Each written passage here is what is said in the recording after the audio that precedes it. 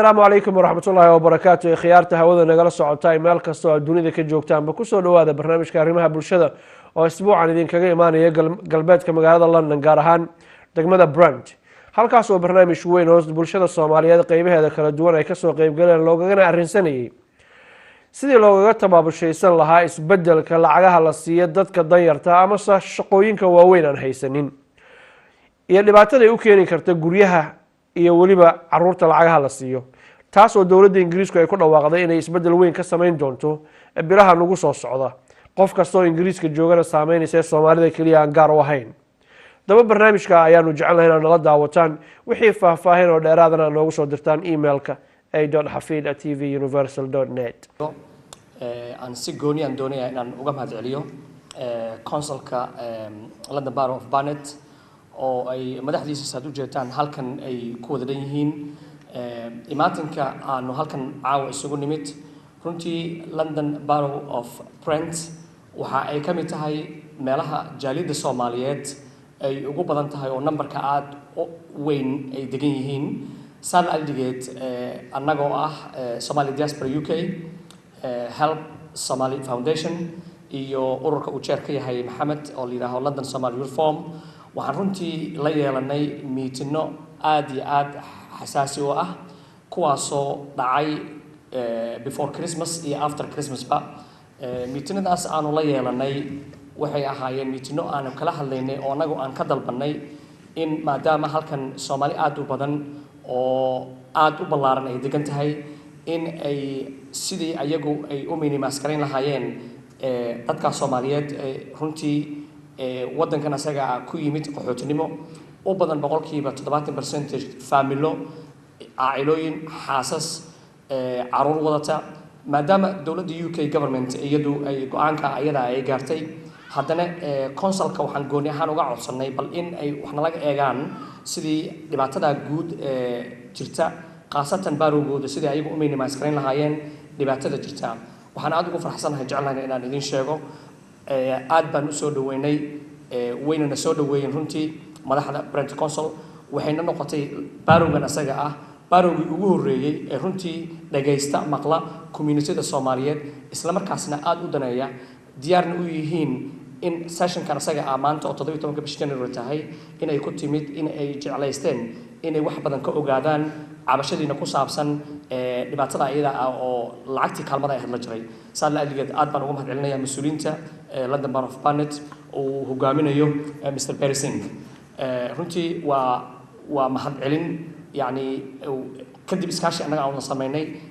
ogolaashay naga ogolaadeen waxa kale muhiim ah iyadana aan doonayaa inaan halkan u sheego NBAda xaafadda degan Zara Theater dhigeeda oo ah iyadana collective manager-deeda gabar la yiraahdo Zahra in ay meetingadaas aan qayb gashay iyaduna sidoo kale in badan oo Somali community ay ugu tageen local MB-ga xaafadeeda si ay naftirkooda cabashada ay u gudbiyeen iyaduna runtii meetingka asaga ilaa maanta aan joogno waxay kamid ahayd dadkii meetingada ka qayb qaatay marka in maanta aanu nimaadno gobashan quruxda badan leh waxay soo martay hawl badan baa gashay consulku waqti badan buu geliyay time badan buu geliyay aad baan uga mahadcelinaynaa meetingadaas xasaasiga oo la galnay iyo sida ay u aqbaleen inay maanta yani idin dhageystaan and I hope in ay tahay fursad aad muhiim u ah waxayna sidoo kale ay diyaar u yihiin inay idinka maqlaan idinka dhageystaan cabashadiina qusaysa xaaladan ay dawladdu go'aan ka gaartay oo ah benefit cap-ka marka waxaan jeclaan lahaa idinka codsanayaa insha Allah bidilaahi kariim in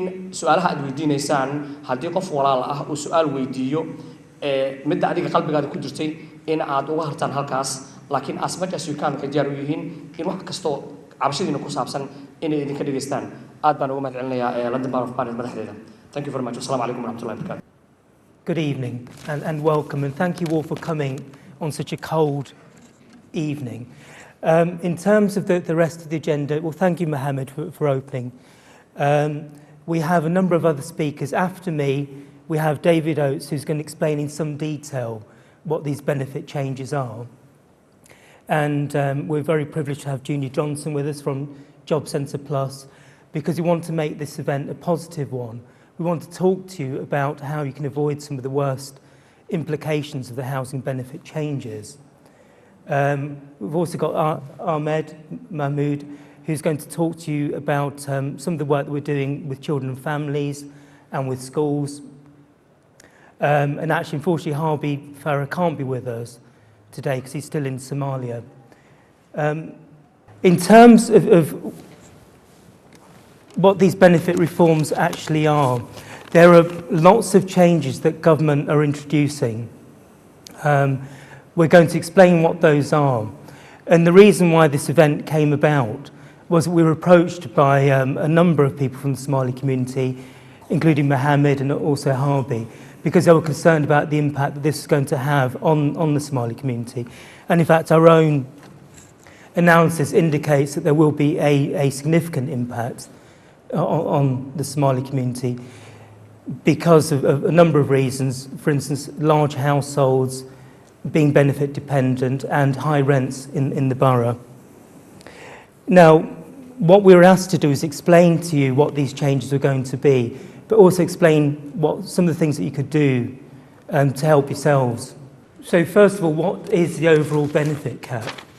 Now, the government is introducing a cap for the total benefit that a household can receive. Now, this is for everything. It's for your living costs, it's for to pay your rent, and any other costs like feeding, clothing your children. So the total that a household can receive is £500. And that's if you've got one child or 10 children. So you've got to manage everything within that cap. For a single person, the cap is £250. Now, what this means in the context of this borough, and particularly for London in general, is there are high living costs in London, and rent in particular is high. So there is a significant impact in London. And as a borough, Brent is the worst affected borough in the country. And in terms of this cap, it clearly doesn't apply just to the Somali community, it applies to everyone. The number of changes that are being made, I'm not going to go through this list in great detail, but government is targeting welfare as a means of making savings. A number of changes have already happened. For instance, the local housing allowance has been capped, which has had a big impact in the private rented sector in Brent. A number of other changes are coming in April. For instance, the size criteria, but I'll leave this to David to cover in more detail. But in terms of Brent, 21,000 households are going to be impacted by these various changes. And the amount of loss could be anything from £1 to more than £500. In terms of who's been impacted in Brent, I said earlier there's Brent is the worst impacted council in the country. There are around about 2,600 households that are losing on the overall benefit cap. In terms of how that's distributed, we have got black households being adversely impacted disproportionately. And you've got the breakdown on this chart behind me. In terms of what's driving that, poverty primarily, and also larger households, and as I said earlier, high rents in the borough. Mohammed, don't worry, I'll carry. The event really is, there are two purposes really behind this.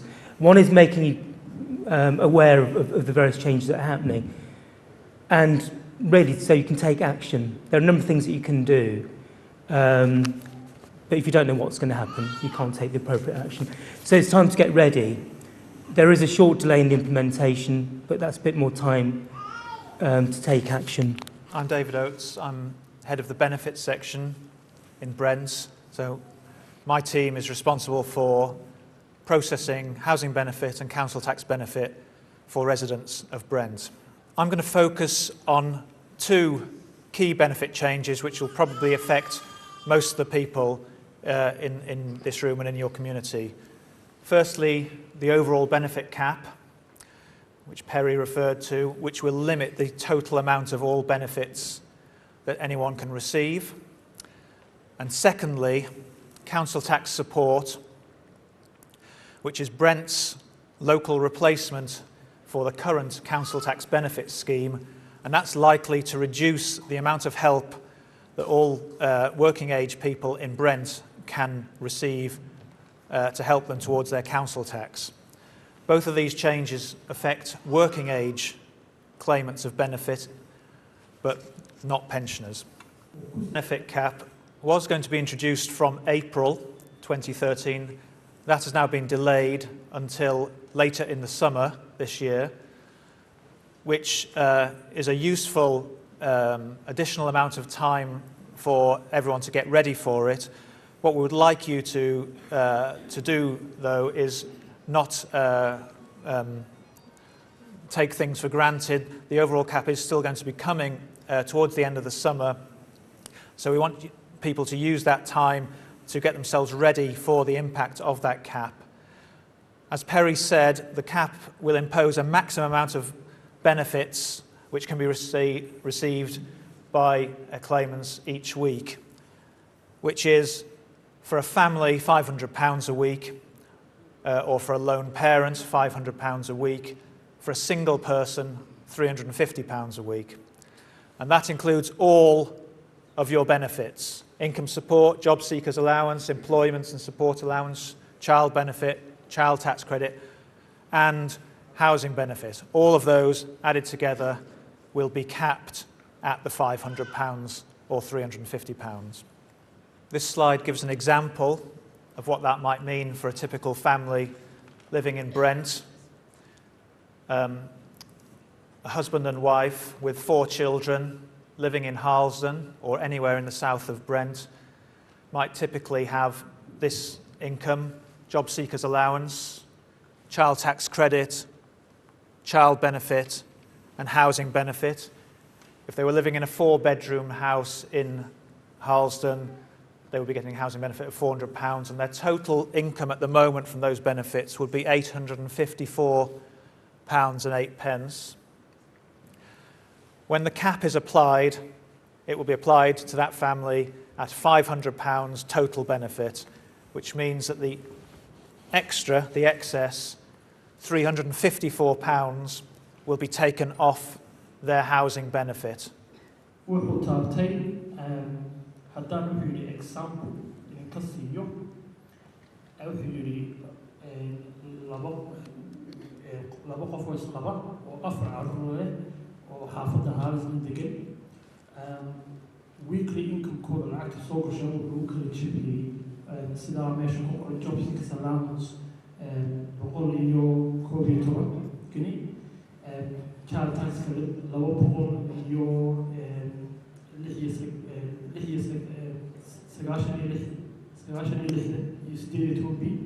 child benefit 370, housing benefit 400.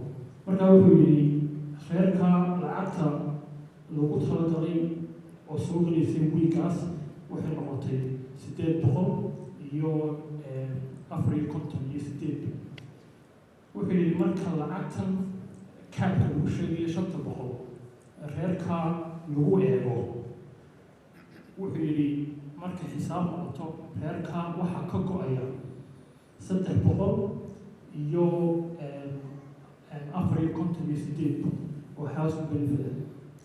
marka xisaabsadaydu markaas housing benefit waxay heli jireen 400, marka wixii ka go-a xisaabteeda xagga waxa ku jira ilaa possibly another 44 or 45 weekly inayo marka iyagu kaba lacagta weeyey haddii xagga ka xisaabsan. marka wuxuu yidhi haddaan example ka siiyo reero arrimaha face gareynaya ama taabanaysa ama ay ka hor iman doonaan inay tani la mid noqon doonto. There are certain exemptions to the overall benefit cap, and in certain situations the cap won't apply. For example, if the person in the household is receiving disability living allowance or employment and support allowance or attendance allowance, and a number of other benefits. But most particularly, if someone is in the house, the claimant or the partner in the household is working 24 hours a week or 16 hours a week if they're a lone parent, and receiving working tax credit, they will not be subject to the cap. I'm now going to talk briefly about council tax support, which is help towards your council tax bill. We currently have a national council tax benefit scheme, which is due to end at the end of March 2013. The current council tax benefit scheme will end in March. And Brent is introducing its own local scheme called Council Tax Support to help residents who need help with their council tax bill. However, government funding for this support has been cut from the current amount that government pay us to pay out in council tax benefit, which means that most of our benefit claimants will have to pay some of their council tax and probably more than they're currently paying in council tax. The key points about council tax support, or CTS, most claimants will have to pay a minimum of 20% of their council tax. There will be some exemptions to that, in particular if people are in receipt of disability living allowance, but most claimants will need to pay at least 20% of their council tax.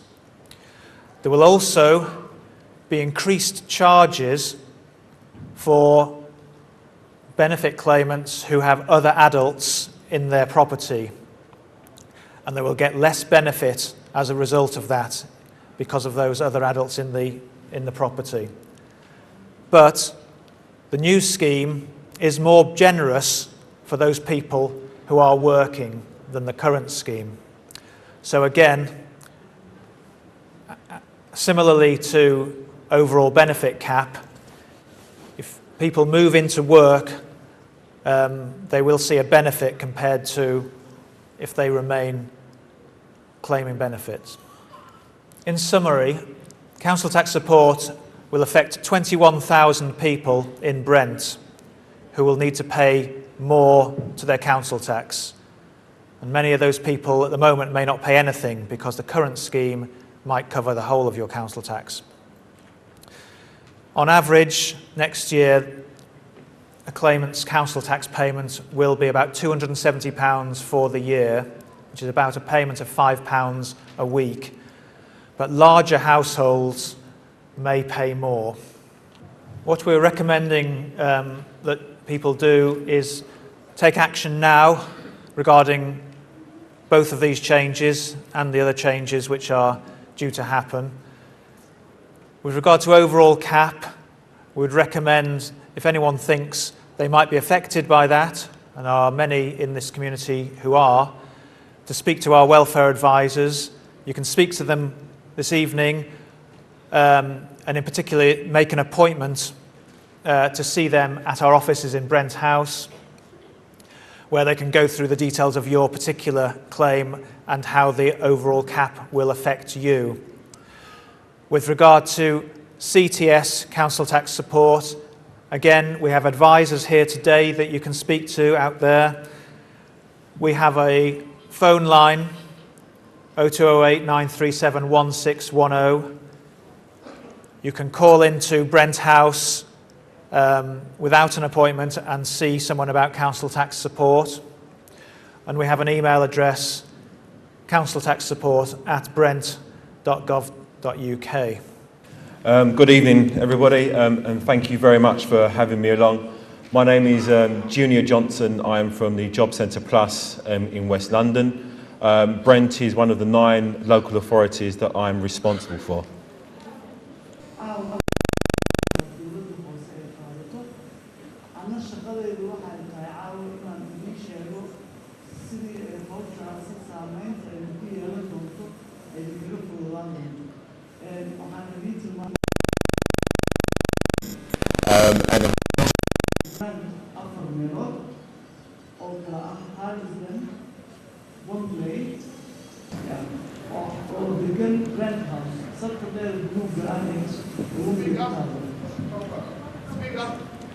sabta uma baday ku taalo ee Brent House la yiraahdo iyo afarta xafiis ay shaqada job center uu leeyahay ku kala yaala Harlesden, Wembley, Kilburn iyo Wilsden ayaa hawshooda iyo xiriirkooda kala samayn karaysa. Okay. So what are some of the things that we're doing to actually help residents in the local community within Job Centre Plus? Well, our primary purpose and our primary aim is to actually find people work. And we're doing that in a number of ways. Hawshan ugu weyn oo aan doonayno inaan dadka ku caawino wax kale maaha waxa weeye sidii ay shaqo u heli lahaayeen. Habka aan u samaynayna waa dhowr nooc oo soo socda. Okay, so at the moment, if you call into any one of my job centres, we are currently getting more than half the people that come into our job centres into work within the first 3 months of their claim. Dadka shaqadoonka ah ee xafiisyada la soo xiriiro bar ka mid ah dadkaas la soo xiriiro muddo 3 bilood gudaheed ah shaqo ayaan ku helnaa. And there are other initiatives that we have ongoing. So we work very closely with employers and our partners to place people into work experience. And most people who go into work experience, for example, 60% of them will currently actually go on to find full-time work. Tallaabooyinka oo aan qaadno oo aan dadka ku caawino ayaa jiro. Tallaabooyinkaasna waxaa ka mid ah iyadoo aan wada shaqayn dhow aan la leenahay kambaniyyaasha kuwaas oo dadka siiyo waayo aragnimo shaqo job experience oo ugu dambayntana fursad u helo inay iyaga shaqaale ahaan qaataan. We also work closely with organisations and colleges, so we set up things that we call sector-based work academies, but essentially we help individuals pay for pre-employment training. We then place them into work experience, get them a guaranteed interviewed scheme, and we do that across a number of sectors. Hay-ado kala duwan oo ay ku jiraan kuwa waxbarashadana wada shaqayn ayaan kula leenahay kuwaas oo aan qaado kala duwan oo hal qof iyadoo heshiis loola gelayo qofka individualka anagoo caawinayno taasoo aan nidhaahno haddii aad qofkan shaqo heshiiska iyaga aan la galno uu qofku shaqo waayo aragnimo ku helo. We also work with organisations that will help people who want to set up in their own business. So if you call into one of our job centres and mention new enterprise allowance, that actually helps you set up your own business to become self-employed. Waxaa jira tallaabo kaleeto oo aan dadka ku caawino oo ah haddii uu qof nala soo xiriiro oo uu yiraahdo waxaan doonayaa ama aan rabaa in aan kambani anigu aan leeyahay bilaawdo waxaa jiro tallaabooyin qaado iyo kaalmo dhaqaale oo uu heli karo taana waa in qofka xafiiska la soo xiriiro oo uu weydiisto. And for people who are interested in gaining skills, we have thousands of apprenticeships offers that we actually work with lots of organisations, not just within Brent, but across the whole of London that we're also trying to fill as well. So we will work with you through our network of advisors and partners, for example, to make sure that you have a good CV, because a CV is very important in making sure that you're able to actually make yourself attractive towards our employers. And in particular, with regards to the benefit cap, we have 2 courses that we're paying for people to go on to actually help you identify your barriers and the sort of things you need to do in order to actually address those barriers.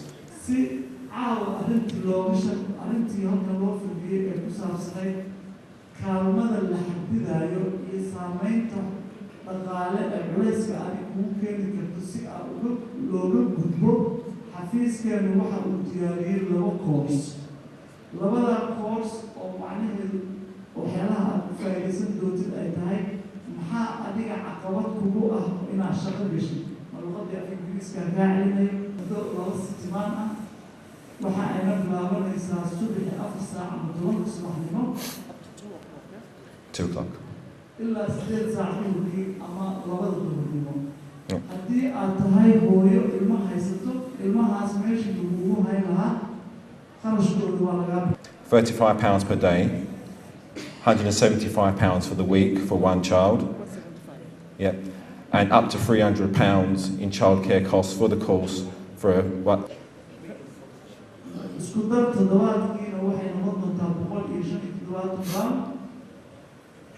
muddada 2 sitimaan ah ee koorsada ay ku socdaan ilaa muddo muddada ay qaadan doonto waa muddo 4 sitimaan ama 4 toddobaad ah waxyaalaha 4taas sitimaan la samayn doonana waxaa weeye qorshihii lagu dejiyey in caqabadaha ama jidgooyada shaqada kaa hor yaallo sida lagu dhaafin lahaa oo ay ku dhex jirto muddadaas 4 sitimaan ah in si xoog ah shaqo lagugu raadiyo macnaa si dardalgelin badan wadata in shaqo lagugu raadiyo si shaqa la-aanta uga baxdo.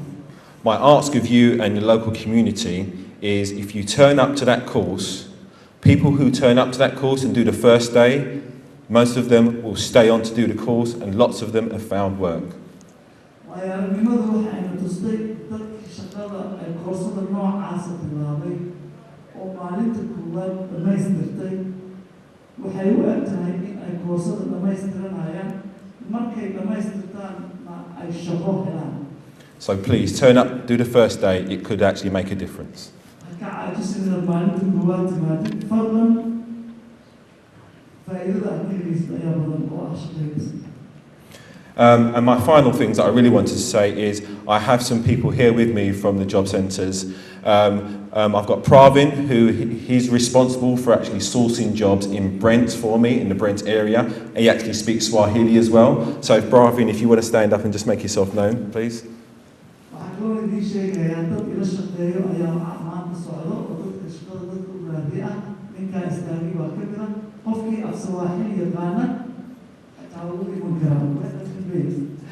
He's all over the place, but Pravin can be found in any one of my job centres. But he's contactable and we'll have his details. We've got details outside.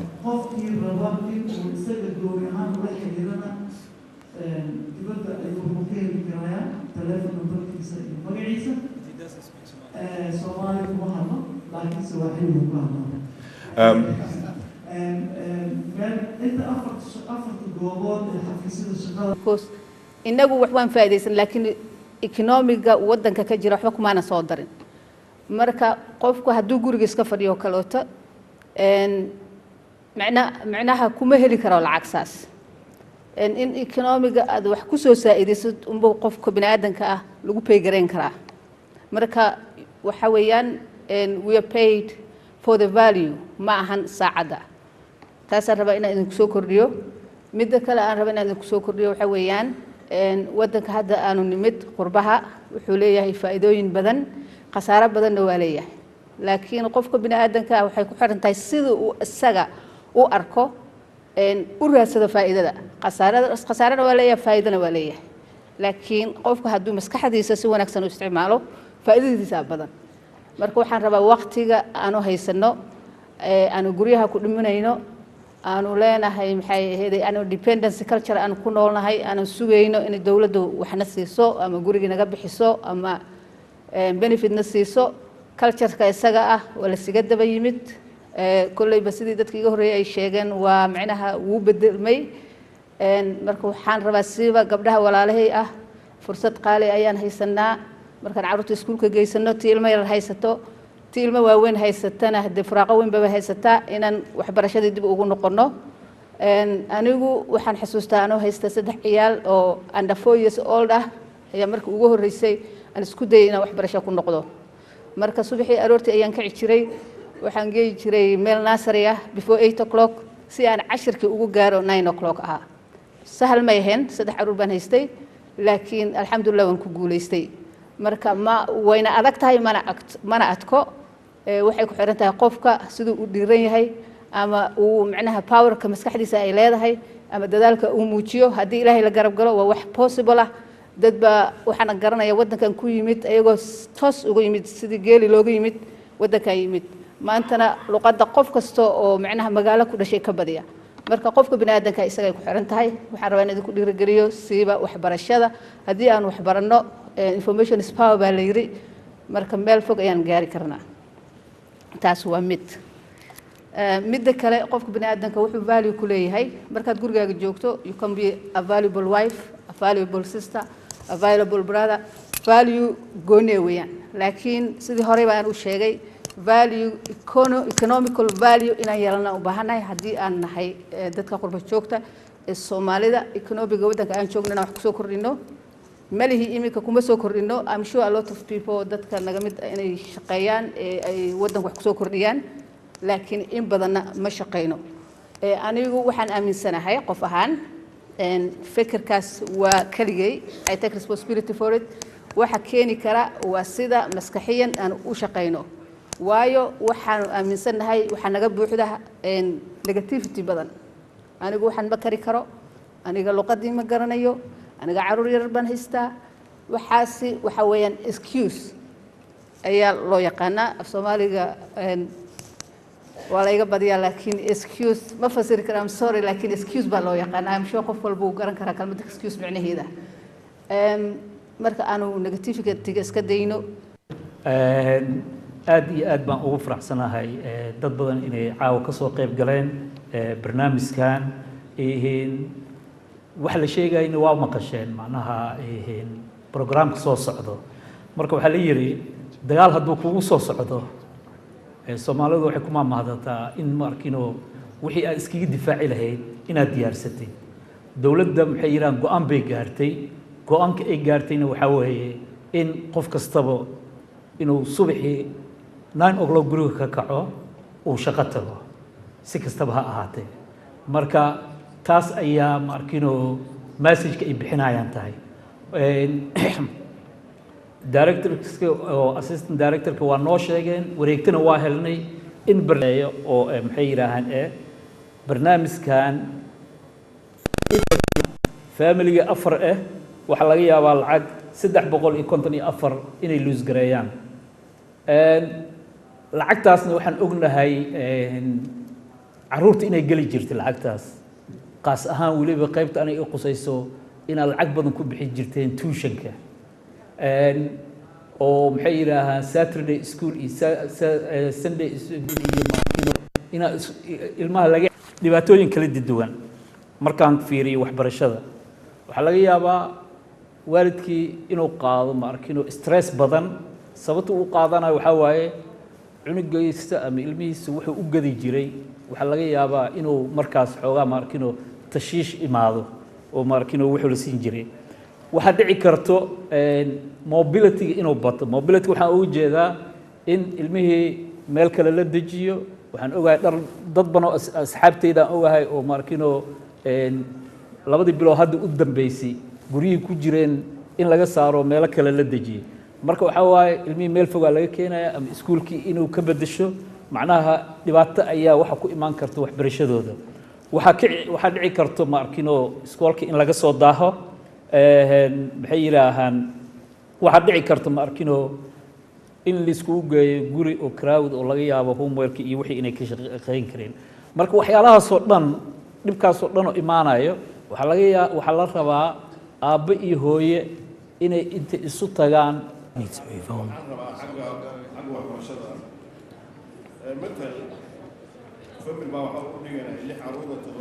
I think we need to have somebody else wants to ask a question.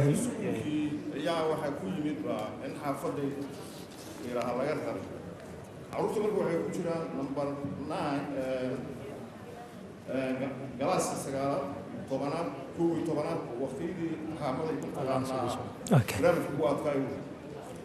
marka waxaan arkaynaa markii ilmahaas isbedel ku dhaca sanadkaas inay already mataqaana xaaladoodu waxbarashadu inay baabeys waan u aragnaa inta marka wax jaanis ah oo la sii jiraan ilmahaas waxaan hal su'aal weydiinayaa Brenti Monsal taasoo aan su'aashii halkaas su'aal baan qabaa taasoo su'aashiidu ay tahay